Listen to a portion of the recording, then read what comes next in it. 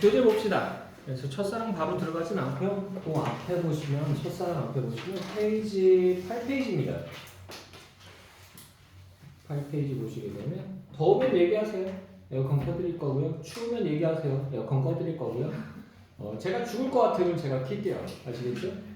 더위를 많이 타는 편이라서. 자, 8페이지 보시게 되면 문학의 본질과 미적 기능이라고 해서 나와 있죠.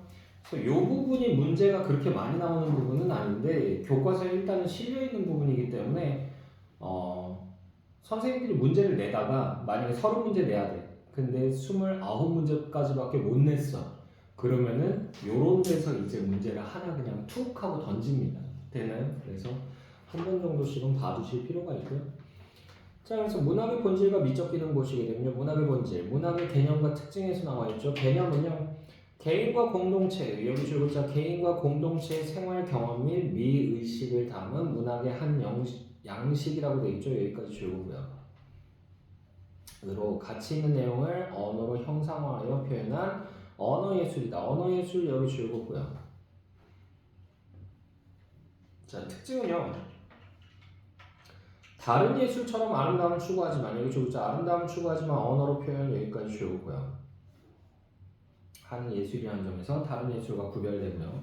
인간의 삶과 여기 줄글자 인간의 삶과 공동체의 발전에 기여하는 가치 있는 내용 여기 줄고요. 이것을 다루는 예술이다.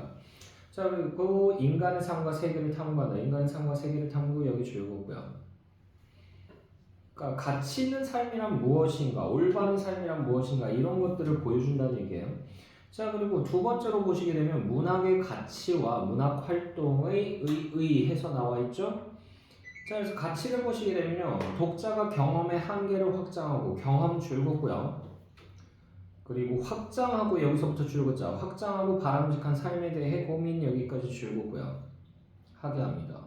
자, 그럼 언어 예술의 아름다움을 누리게 한다. 언어 예술의 아름다움 이것도 줄고요.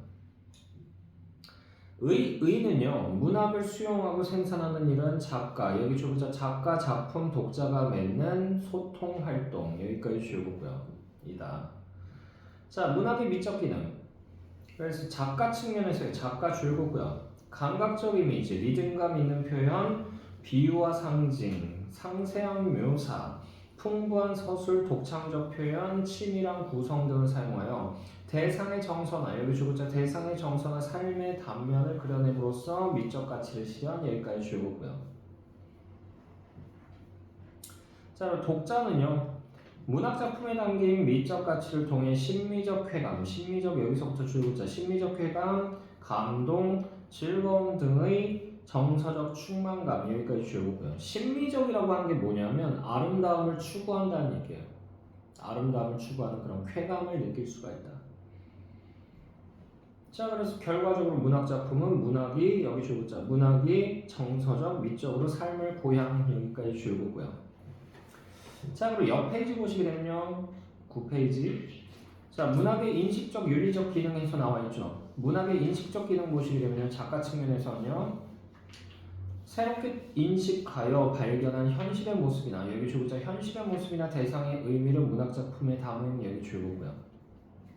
그러니까 의미 부여한다는 얘기예요. 의미 부여. 이해됐나요? 단순히 그냥 첫사랑 같은 경우도 단순히 그냥 눈 내리는 걸 보면서 이 사람이 느낀 어떠한 이미지 같은 것을 거기다 실어서 보여주는 겁니다. 되나요? 됐죠? 자, 그리고 독자 측면에서는요.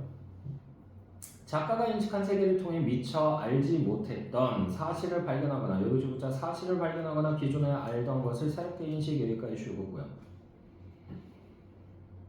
자, 그리고 작가가 던진 문제의식이나 작품을 통한 간접 체험으로 자신의 삶 여기 줄자 자신의 삶 혹은 자신이 속한 사회를 성찰하며 더욱 깊이 이해해 여기까지 줄고요. 그래서 문학은 자, 줄글자 문학은 인간과 세계에 대한 이해를 도움 여기까지 줄고요. 그러니까 우리가 몰랐던 세계를 알게 해주는 거죠. 대표적인 예가 뭐가 있냐면 난쟁이가 쏘아올린 작은 공이라고 하는 소설 들어보셨죠? 난쏘공이라고 해서 그렇게까지 처참하게 사람이 살아갈 수 있나라는 것을 우리가 알게 되죠. 됐나요? 이게 실제로 있었던 일이에요. 실제로 있었던 일이에요. 그 조세희 씨가 작가인데 조세희 씨가 원래는 뭐였냐면 신문 기자 출신이에요. 신문 기자 출신인데 이분이 그런 철거촌이라든가 이런 것들 이제 기사를 썼던 거야. 쓰다가 보니까 그런 현실을 보게 된 거지. 그래서 그걸 소설화시킨 겁니다. 되나요? 실제로 그게 있었던 일이고요. 어디서 있었던 일이냐면 제가 사는 곳 잠실에서 있었던 일이에요. 잠실에서. 잠실에 보면 지금 가면 잠실 종합운동장 있거든요. 그 야구하고 그러는데 거기하고 이제 롯데월드 사이에 보면 새로 지은 아파트들이 되게 많아요. 근데 그 전에 거기에 뭐가 있었냐면 주공아파트라고 하는 아파트가 들어왔거든요. 그 아파트가 언제 세워졌냐면 1970년대에서 80년대 초반쯤에 다 세워져요. 왜 그렇게 세웠냐면 이게 86 아시안게임이랑 88 서울올림픽을 이제 유치를 한 거야 우리나라가. 근데 그 지역에 뭐가 있었냐면 판자촌이 있었어요. 가건물들, 무허가 건물들이 많았다고. 서울에서 상경한 지 얼마 안 된 사람들이 지금이야 잠실이 비싼 땅이 됐지만 그때는 되게 쌌어요. 그러니까 올라와서 거기다 그냥 막 지은 거야 집을. 실제로 저는요 그 올림픽공원이라고 들어보셨죠? 가보셨나요? 가봤어요? 가봤어? 올림픽공원이 완전히 조성이 되기 전에 내가 초등학교 2학년 때 내가 이사를 왔거든. 완전히 완공이 되기 전에 딱 왔을 때 올림픽공원 그 부지에 뭐가 뛰어다니고 있었냐면 소가 뛰어다니고 있었어요. 황소가 진짜. 보면서 나 당황했어. 여기 서울이잖아. 왜 소가 있지? 그러면서 응? 하면서 이렇게 쳐다봤어요. 거기가 그냥 논밭이었어요. 근데 그게 다 이제 개발이 된 겁니다. 그래서 거기 판자촌을 다 밀어버린 거예요. 왜? 기자들이 올림픽공원하고 종합운동장하고 왔다 갔다 하면서 얘네들이 취재를 할 거 아니야. 근데 왔다 갔다 하는데 거기 판자촌이 있으면 아 한국이라고 하는 나라는 미개한 나라구나, 미개발 국가구나 라는 소리를 들을 수가 있잖아. 그래서 정권을 홍보하기 위해서 일부러 싹 밀어버린 겁니다. 됐나요? 그러면서 강제로 쫓겨난 사람들이 많았던 거지. 그 사람들의 이야기를 취재했던 것을 그 소설로 써서 보여주는 거예요. 그러니까 그런 세상에서 사는 사람들도 있다는 걸 우리가 알게 되는 거죠. 이해되나요? 우리가 경험하지 못했던 삶이에요. 저는 간접 경험은 조금 해봤어요. 누구 때문에? 제 친구 때문에. 제 친구가 이제 원래는 저쪽 쌍문동 쪽에서 살았었는데 쌍문동이 어디냐면 거기 배경으로 나온대요. 응답하라 1988 거기 배경이 쌍문동이에요. 거기 살았었는데 그러다가 이제 집주인이 나가라 그래가지고 쫓겨난 거야. 쫓겨나서 갈 곳이 없으니까 그 잠실 쪽으로 넘어온 거야. 넘어왔는데 판자촌들이 있다고 들었으니까. 근데 거기가 다 개발돼가지고 이제 정착할 수가 없으니까 거기서 좀 더 벗어나면 이제 가락동이라고 있어요. 가락동 농수산물 시장 있거든요. 거기 지나서 거기 문정동이라고 있어요. 거기 로데오 거리라고 해가지고 그 옷가게나 뭐 이런 거 상설 매장이 쫙 있는 데가 있어요. 그 맞은편 쪽에 논밭이 있었는데 거기다가 비닐하우스를 짓고 살았었거든요. 그래서 그 친구 덕분에 제가 그 삶을 조금은 알고 있어요. 되게 열악해. 바닥이 그냥 흙이에요. 흙. 논에다가 해놓은 거기 때문에. 그리고 비닐하우스 치고는 거기다가 그 임시로 만든 침대 비슷한 거 놓고 거기서 생활하는 거예요. 굉장히 열악해. 결국은 그 친구는 이사를 가게 되긴 했는데 강제 철거나 뭐 이런 것 때문은 아니고 비닐하우스다 보니까 이게 화재 위험이 굉장히 커요. 근데 집 안에 난방을 해야 되니까 난로를 뗐던 거야. 근데 그 난로에서 불꽃이 튀어가지고 비닐하우스에 불이 났습니다. 그래서 그것 때문에 이제 다 타버리고 가족들도 좀 다치고 그래서 다시 이주를 했던 그 기억이 있어요. 되는 이런 것들을 우리가 소설을 통해서 경험할 수 있는 거죠. 몰랐던 경험들. 되는. 자, 계속 보시면요. 문학의 윤리적 기능을 보시게 되면 작가는요. 아니다. 인식적 기능에서 두 번째 거 안 했구나. 독자. 미안. 자, 두 번째 거 보시게 되면요. 작가가 던진 문제의식이나 작품을 통한 간접 체험으로 자신의 삶도 혹은 여기 줄고자 자신의 삶 혹은 여기 했어? 그렇구나. 요새 건망증이 심해졌어. 자, 그래서 윤리적 기능 볼게요. 작가 보시게 되면요, 삶의 의미에 대해 삶의 의미 여기 줄고고요. 여러 각도에서 질문을 제기함으로써 질문 줄고고요. 바람직한 삶이 무엇인지 여기 줄고자 바람직한 삶이 무엇인지 바람직한 가치가 무엇인지 여기까지 줄고고요. 이것을 생각할 수 있게 돕습니다. 자, 그리고 독자 측면에서는요. 자, 작품에 담긴 인물들의 삶의 모습 여기 줄고요. 이것을 보면서 어떤 삶의 모습을 본받고 여기 줄고자 어떤 삶의 모습을 본받고 지향할 것인지 분별 여기까지 줄고요. 자, 그리고 어떤 삶을 살아야 할 것인지 성찰하게 된다. 성찰도 줄고요. 자, 그리고 두 번째 땡땡이 보시게 되면요. 자신의 삶을 되돌아보고 여기 줄고자 올바른 삶을 모색 여기까지 줄고요. 올바른 삶을 모색 줄고요. 그리고 함으로써 바른 생각과 여기 줄고자 바른 생각과 태도를 갖추고 더불어 살아가는 힘 여기까지 줄고요. 이것을 갖게 된다. 자, 그래서 문학은 삶의 의미나 여기 줄고자 삶의 의미나 가치를 깨닫게 하는 여기까지 줄고요. 넘어가서 자, 첫사랑 보도록 하겠습니다.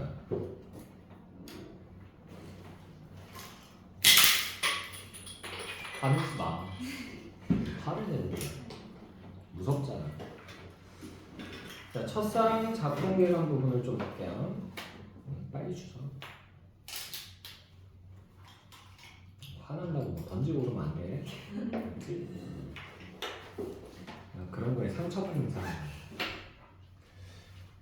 자, 그래서 작품 개론 부분 보시게 되면요. 자유시 서정치고요. 갈래는 성격은 낭만적. 성격 부분 줄볼게요. 낭만적, 회화적, 사색적 여기 줄보고요. 회화적, 마치 그림을 보는 것처럼 묘사한다는 얘기죠. 자, 그리고요. 어조는 경탄적, 예찬적. 뭐 감탄했다는 얘기죠. 주제는요. 첫사랑의 아름다움과 의미, 첫사랑의 아름다움과 의미 여기 줄보고요. 특징은요. 시간의 흐름에 따라 시상을 전개했다. 시간의 흐름이라고 하는 거 여기 줄고요. 그리고 자연현상에서 사랑의 의미를 발견했다. 자연현상에서 사랑의 의미 여기 줄고요. 감각적 이미지를 활용하여 감각적 이미지 줄고요. 자연의 모습을 표현했다는 거. 자, 그리고 다양한 문학적 표현을 통해 다양한 문학적 표현 여기 줄고요. 뭐 의인법, 서리법, 뭐 역설법, 반복 뭐 이런 것들이 나옵니다. 자, 그래서 보시게 되면요. 본문 볼게요.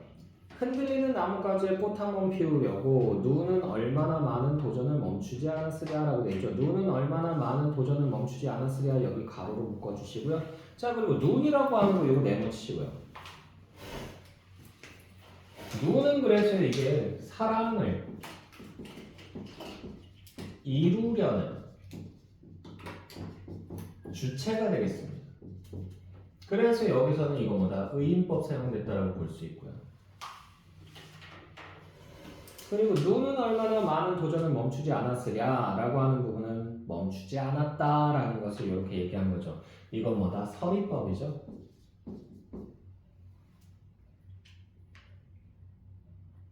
자, 그래서 서리법은 의문의 형식을 통해서 내용을 강조하는 방법입니다. 알고 계시죠? 자, 그래서 보시면 싸그락싸그락 두드려 보았겠지. 싸그락싸그락 여기 줄고요. 자, 이건 뭐다? 의성어죠. 좀 포괄적으로 잡으면 이거 음성상징어라고 볼 수 있고요. 의성어이기 때문에 이건 뭐다? 청각적인 심상이죠. 싸그락싸그락 두드려 보았겠지. 남분분 여기 줄고요. 흩날린다는 얘기죠. 그래서 이거는 뭐다? 의태어입니다. 얘도 역시 음성상징어고요. 의태어니까 얘는 시각적 심상이죠. 남분분 춤췄겠지. 자, 그리고 여기서요. 싸그락싸그락 두드려 보았겠지. 남분분 춤췄겠지 라고 하는 데서 겠지 줄그시고요. 이거 반복되죠. 반복되면 기본적으로 뭐다? 운율을 형성한다는 거.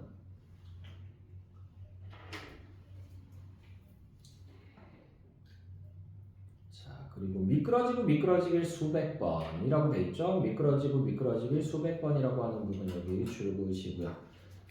그러니까 실패를 많이 했다니. 미끄러지고 수백 번. 바람 한 자락 불면 휙 날아갈 사랑을 위하여 라고 돼 있죠. 자, 바람 한 자락 불면 휙 날아갈 사랑이라고 하는 거 여기 가로로 묶어주시고요. 그러니까 이게 첫사랑의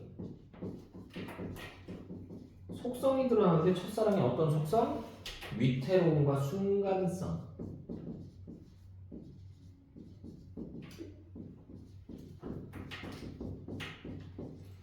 우리가 흔히 얘기하죠. 첫사랑은 잘 이루어지지 않는다고. 안 이루어진다고. 그 이유가 뭘까요?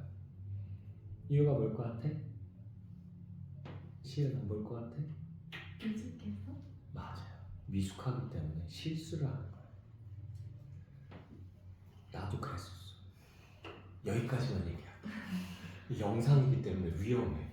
남으면 우리 와이프가 간혹가다 봐. 그랬을 때 이런 게 딱 들어가면 나 이제 끝장나는 거야. 그날 이제 머리끄댕이 잡혀요 진짜. 잡힐 게 없구나. 근데 어쨌든 좀 위험해. 자, 그래서 바람 한 자락 불며 휙 날아갈 사랑을 위하여. 햇솜 같은 마음, 햇솜 같은 마음 여기 줄거고요. 햇솜은요 하얀색이죠. 그렇지? 하얀색, 흰색. 어떠한 이미지? 흰색하면 어떤 이미지? 순수. 그렇지, 순수순이요. 그래서 여기서는 순수한 마음을 이렇게 나타낸 거예요. 그리고 햇솜 같은이라고 얘기했잖아. 그러니까 이거 뭐예요? 직유법 사용됐죠. 햇솜 같은 마음을 다 퍼부어준 다음에야 마침내 피어낸 저 황홀을 보아라. 황홀이라고 하는 거 이거 동그라미 치시고요. 이 황홀이 뭐야? 눈꽃이 상징하는 뭐야? 상징하는 바는 첫사랑이에요.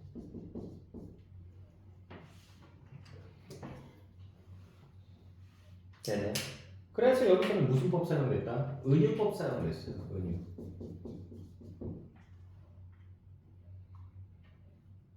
눈꽃은 황홀이다. 뭐 이렇게 얘기한 거죠. 저 황홀 보아라. 자, 그러고 나서 봄이면 가지는 그 한 번 된 자리에 여기 줄거고요. 봄 됐으니까 눈꽃이 남아있을까? 없어졌을까? 없어졌죠? 그래서 그 한 번 된 자리는 눈꽃이 녹은 자리예요.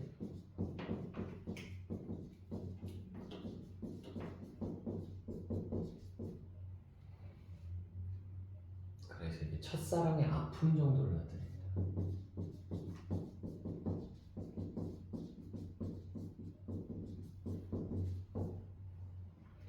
자, 그 한 번 된 자리에 세상에서 가장 아름다운 상처, 여기 대가로 묶어주시고.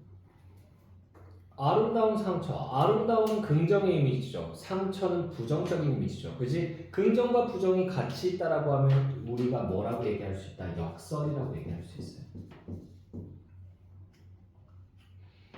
그래서 이걸 통해서요, 첫사랑을 통해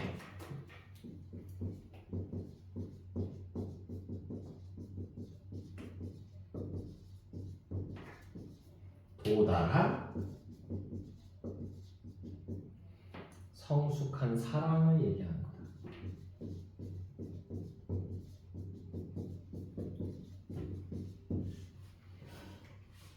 됐나요?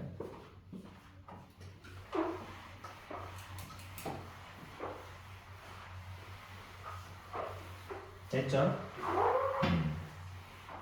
그래서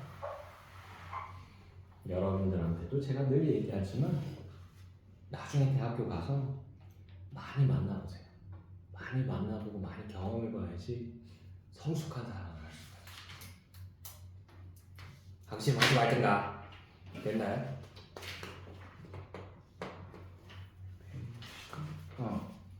페이지 넘어가시면요 13페이지입니다. 13페이지 8번 문제 보시게 되면 거기에 매화가 쓴 매화 옛든 거래라고 하는 시가 나와 있죠. 자, 매화라고 하는 거 여기 줄거고요. 작가 말고 매화 옛든 거래 부분에서 이 매화 줄거고요. 이게 중의적인 표현입니다. 그래서 첫 번째로는 그냥 꽃 자체를 나타내는 거예요. 꽃. 두 번째로는 이게 뭘 나타낸다? 화자 자신을 나타내.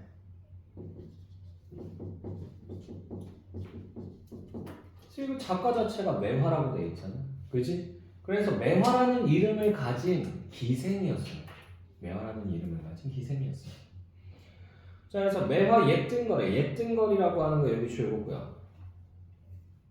그래서 이게 나이 든 자신의 처지를 얘기해요.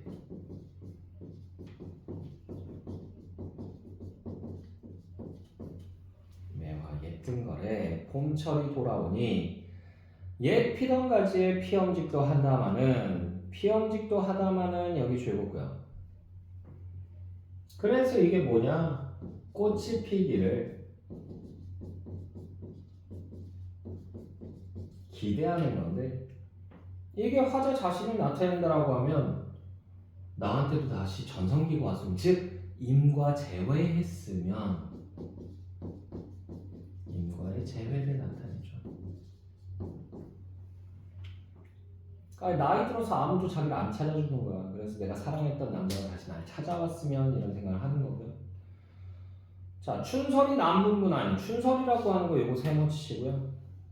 봄눈이죠, 봄눈. 그래서 이 봄눈이 오면 매화가 눈에 잘 보인다 안 보인다? 잘 안 보여요. 왜 매화도 하얀색에 가깝거든. 됐니? 그래서 눈에 잘 안 띄게 하는 애 방해물.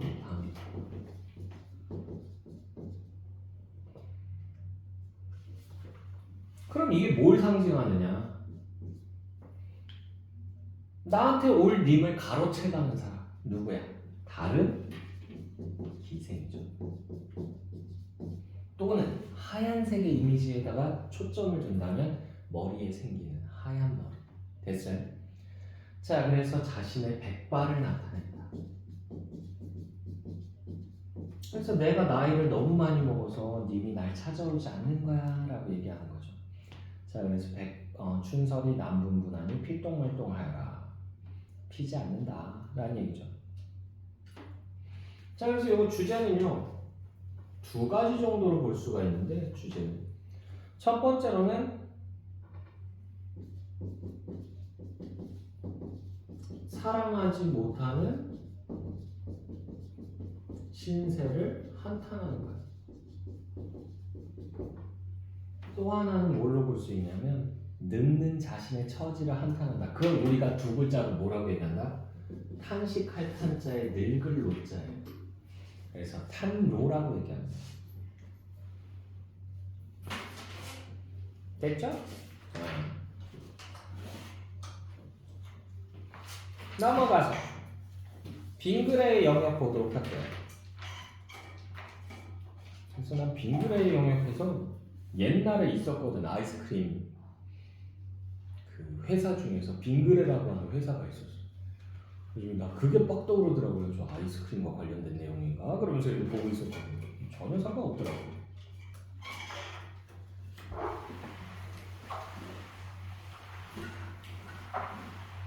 학교 선생님도 그런 얘기 안 하셨어? 아이스크림 회사 뭐 이런 거? 저희 쌤은 그런 얘기 안 해주세요. 너무 진도에만 진심인 분이라서. 그래? 나도 그러면 진도의 진심이 되어주지. 자, 작품 개관 부분 볼게요. 14페이지입니다. 14페이지 보시게 되면 관리상으로 경수필입니다. 경수필 여기 줄거고요. 수필은 중수필과 경수필이 있어요. 중수필은 조금 묵직한 내용이에요. 그러니까 사회 비판적인 내용이나 뭐 이런 것들이 들어가요. 대표적인 작품이 뭐가 있었냐면 그 법정 스님이라고 하는 분이 있어요. 혹시 들어보셨나요? 법정 스님? 법정 스님? 법정? 못 들어요? 뭐 그러면 그 무소유라고 하는 그 수필을 쓰신 분이거든요.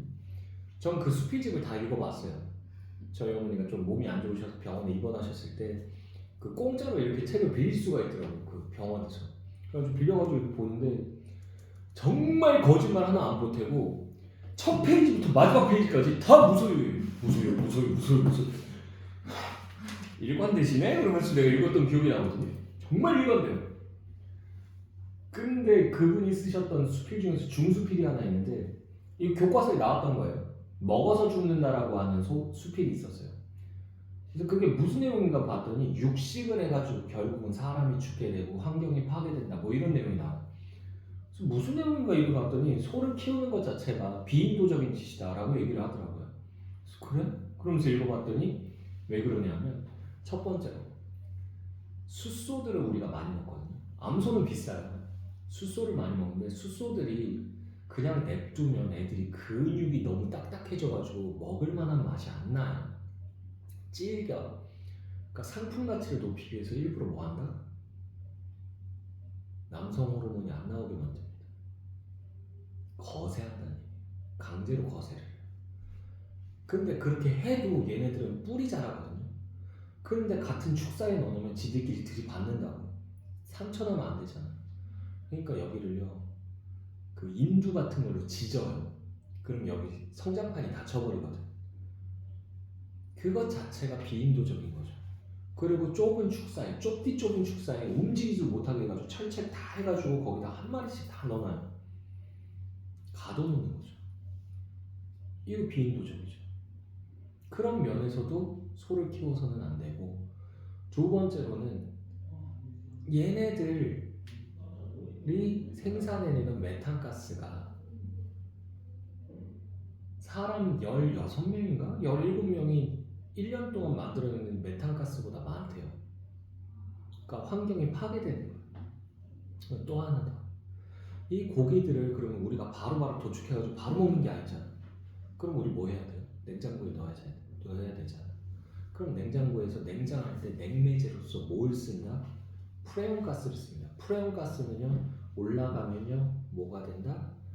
이 대기층을 뚫어버리는 애가 돼요. 오존층을 파괴하는 애가 됩니다. 그러니까 결국은 모두가 다 죽을 수 있다. 그리고 인간에게도 이롭지 못하다라고 얘기해요. 왜?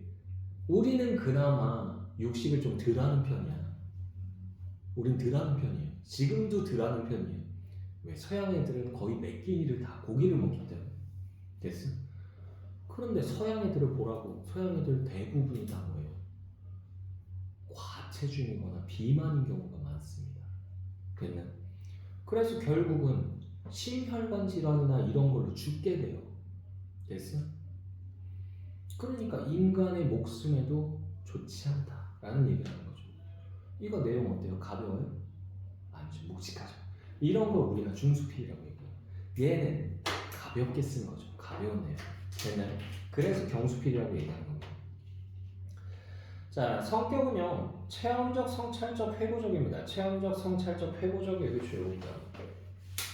예민이를 돌아보고 뭐 이런 거죠. 자, 주제는요, 선물이 선물답게 되는 비결, 선물이 선물답게 되는 비결 여기 주요고요. 특징은요, 구치적 사물에서 여기 주요자 구치적 사물에서 얻은 작가의 깨달음 여기까지 주요고요. 이것을 전달하고요. 체험을 바탕으로 여기 주요고요. 대상에 대한 인식의 변화 여기 주요고요. 이걸 들어갑니다. 자, 그럼 본문 볼까요? 본문 보시게 되면요. 자, 사라지는 것을 선물로 받는 게 더 좋았던 시절이 있었다 라고 되어 있죠. 여기 가로로 묶어주시면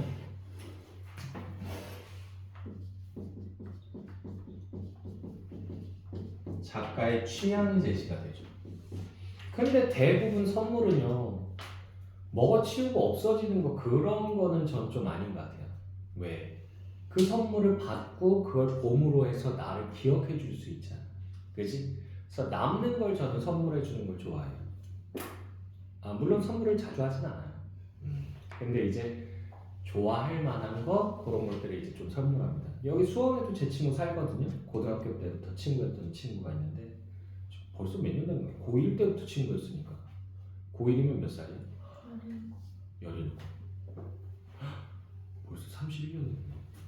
31년째 친구예요. 오, 지긋지긋하다.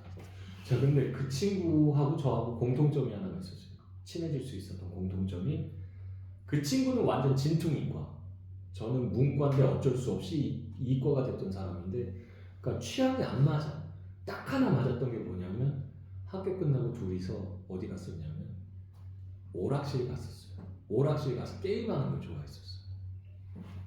내가 맨날 발리긴 했었는데 걔는 그거 되게 잘하더라고. 딱 하나 내가 걔보다 더 잘하는 게 있었어. 뭐냐면 슈팅 게임. 슈팅 게임 뭔지 아세요? 비행기 나와가지고 왔다 갔다 하고 쏘는 거. 근데 슈팅 게임은 내가 왜 더 잘했냐면 슈팅 게임은 딱 하나예요. 뭐냐면 미사일이 날아오는 방향이랑 적이 나오는 방향이랑 이게 다 정해져 있어요. 그걸 내가 다 외워버린 거야. 그냥 통으로. 좀 있으면 2초 있다가 여기서 얘 나온다. 그러면서 거기 가서 미리 가가지고 막 총알 쏘고 있는 거야. 그럼 진짜 나와요. 그거를 16판을 다 외우고 있었어요. 그러니까 내 친구가 미친놈 그러면서 얘기하더라고. 반사신경은 되게 느려. 근데 내 친구는 반사신경이 좋아. 그래서 격투 게임 있잖아. 막 때리고 말이고. 되게 잘해. 근데 딱 한 번 걔가 나한테 진 적 있어. 어떻게 하다가 뽀록으로 그 슈퍼 필살기라고 하는 게 있어요. 그게 터져버린 거야. 저 내가 지고 있었거든. 에너지 이만큼 남았고 내 친구 이만큼 있었는데 그게 터져버린 거야. 내 친구가 그때 졌어.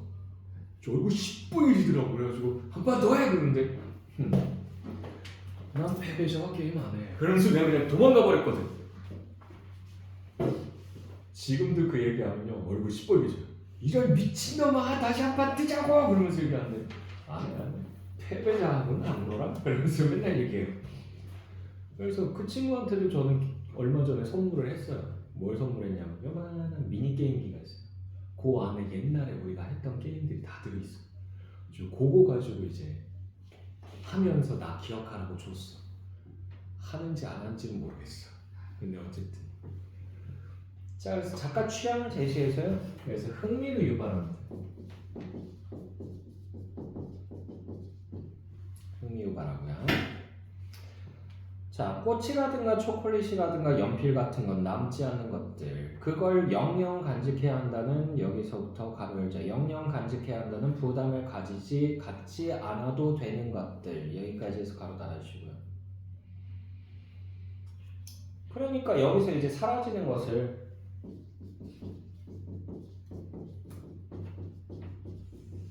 선물로 받는 게 좋았던 이유예요.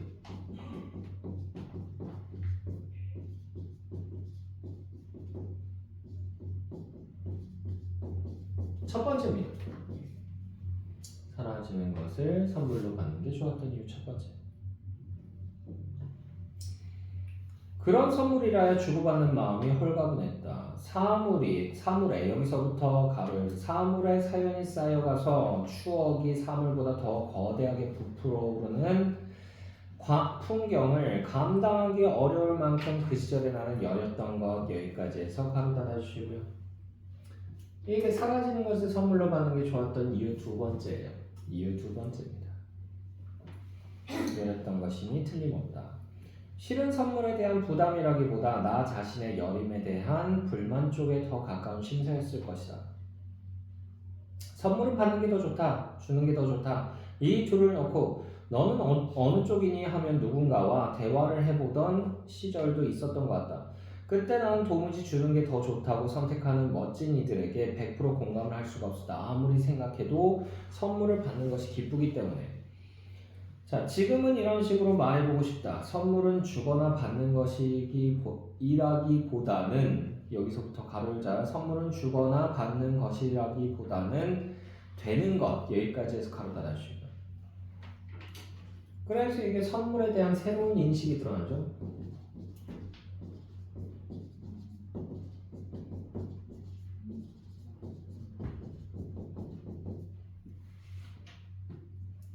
이라고. 선물이 되는 사건, 여기서부터 가로 열자. 선물이 되는 사건, 선물이 되는 시간, 선물이 되는 사람, 선물이 되는 말, 선물이 되는 표정, 여기까지 해서 가로 닫아주시고요. 그래서 이게 선물이 되는 것이기 위한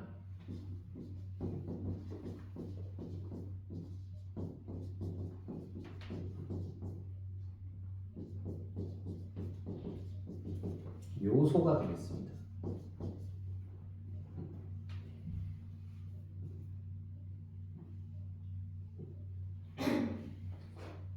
자, 선물이 되는 사람이 선물이 되는 말과 함께 선물이 되는 표정을 지으며 자그마하고 사소한 선물 하나를 건넸을 때 그것은 선물이 되는 시간이자 선물이 되는 사건이다.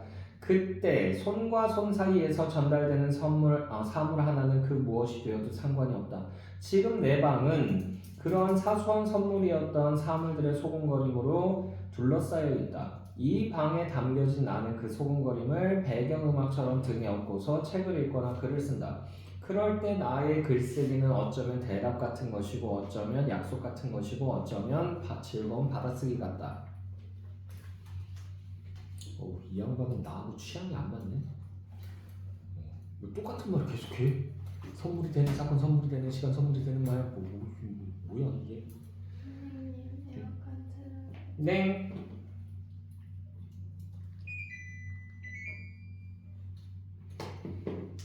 자, 마문단 볼게요. 16페이지입니다. 자, 베이징을 여행했던 선배가 여기서부터 가로 열자. 베이징을 여행했던 선배가 왕창 사와서 다 주고 하나 남았어 라며 건네준 마오쩌둥이 그려진 케이스. 몽골 여행을 다녀온 후배가 갖고 싶다던 게 이거예요 하던 게르미니어처. 언니 목마 좋아하잖아 라며 갖고 있던 소품을 선뜻 건네준 후배. 재활용 쇼핑백을 잘라서 엮은 항아리를 노숙인들의 벼룩시장에서 샀다며 1시간이 넘게 나를 기다려 건네주고 간 친구. 이 용도를 알아맞혀 보라며 방긋 웃으며 친구가 건네준 부엉이 모양의 연필깎이. 받는 나보다 주는 그 사람이 더 오래 매만지며 즐거워했던 오래전 생일 선물로 받았던 목재 오르골. 돌멩이 하나, 도토리 하나, 저금통 하나. 여기까지 해서 가로 닫아주시고. 자, 그래서 이 부분 가로로 묶은 부분 마문단 전체죠. 자, 그래서 이게 뭐냐면 사연이 담긴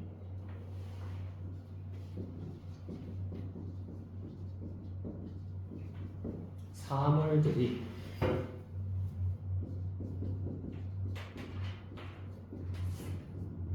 선물이 된 사례가 되겠고요. 그래서 여기서는 무슨 방법 사용됐다? 열거하고 예시의 방법이 사용됐습니다. 열거하고 예시의 방법 사용됐고요.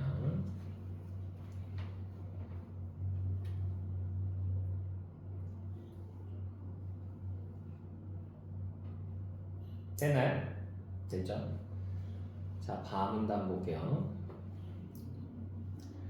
적어 내려가다 보니 선물이 선물답게 되는 비결이 있다는 걸 지금 알게 됐다. 선물을 건네면서 해준 한마디, 농담처럼 던졌든 지나가든 말하든 진지하고 가열하게 자신의 안목을 침튀기며 피력했든 간에 선물을 쳐다볼 때마다 저절로 떠오른다. 그 한마디와 더불어 그 표정도, 그 한마디와 더불어 그 표정도 여기 주요고요. 이게 뭐냐 하면 선물 받을 때의 기억입니다.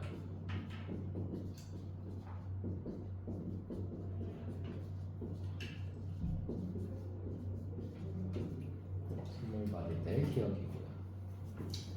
그러면 나는 빙그레 웃고야 만다. 나는 빙그레 웃고야 만다. 여기 주요고요. 그래서 이 부분에서 이제 선물에 담긴 선물에 담긴 사연과 추억을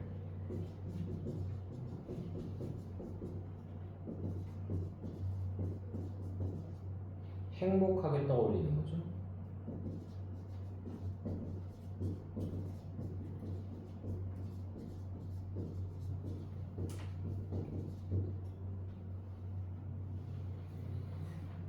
자, 아마도 이 선물들이 내 방 창가 선반에 쪼르륵 놓여있지 않았다면 혼자 있는 내 방에서 빙그레 혼자서 웃고 있을 일은 없었을지도 모르겠다. 그들은 알고 있을까? 내가 이 사물들을 쳐다볼 때마다 그때 그 표정과 말투를 떠올리며 자주 웃는다는 걸. 청소를 하며 먼지를 닦아줄 때마다 옆에 사물에게 소개해주듯 말을 건넨다는 걸. 빙그레 웃는 나 혼자만의 시간이 선물이 되었다는 사실을.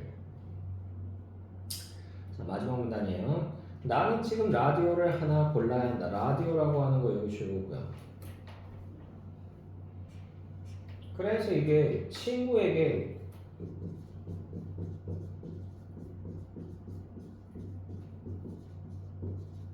선물로 주려는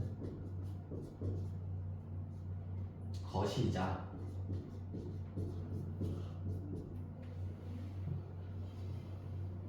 받았던 선물을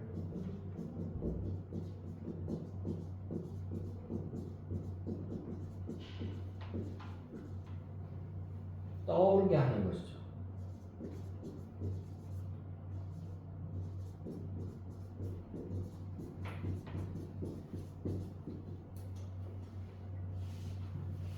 친구에게 선물로 주려는 것이자 받았던 선물을 떠오르게 하는 것.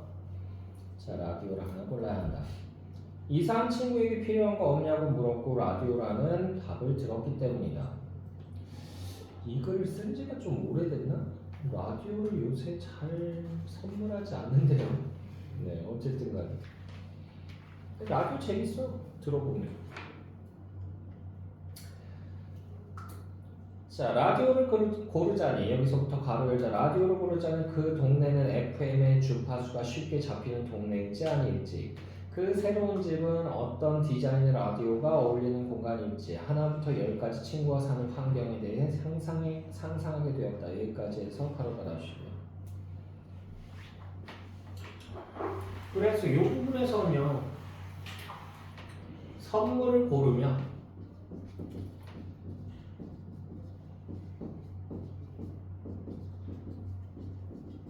상대의 처지를 헤아리는 거죠.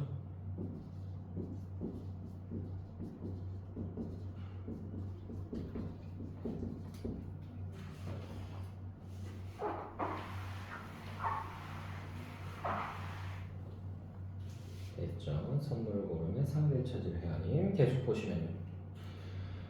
라디오를 고르다 보니 내가 선물로 받았던 라디오를 다시 한번 쳐다보았다. 내가 꼭, 여기서부터 가로 열자. 내가 꼭 갖고 싶어 하던 그 모델을 몇 년 동안 별러서 기어이 선물로 내밀었던 친구. 여기까지 해서 가로 닫아주시고요. 이게 선물 받았던 추억이죠.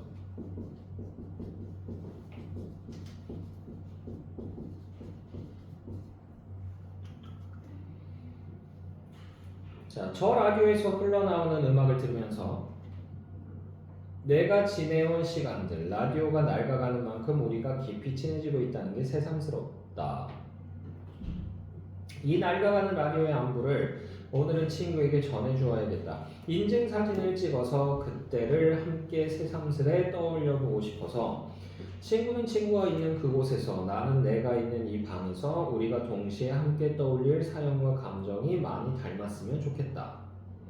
여기까지예요. 인증사진 찍는다는 걸로 봐서는 요새 사람인 것 같긴 한데 라디오를 요새 선물을 하나요? 난 잘 모르겠네. 나는 그거 갖고 싶긴 해. 그거 CD 플레이어. 왜냐면 내 방에 CD가 이만큼 있거든. 옛날에 내가 좋아해가지고 샀던 CD들.